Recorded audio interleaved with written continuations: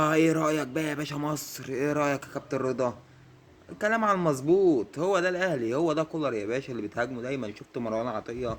هم دول لعيبة النادي الاهلي اللي انت دايما بتهاجمهم. شفت انت في نهائي افريقيا وبنكسب وان شاء الله فرحتنا تكمل هناك في كازابلانكا في المغرب ان شاء الله باذن الله. بس انت يا كابتن صف النية شويه، علشان خاطر ايه؟ مش مستاهله اي هري منك او اي هاكس منك.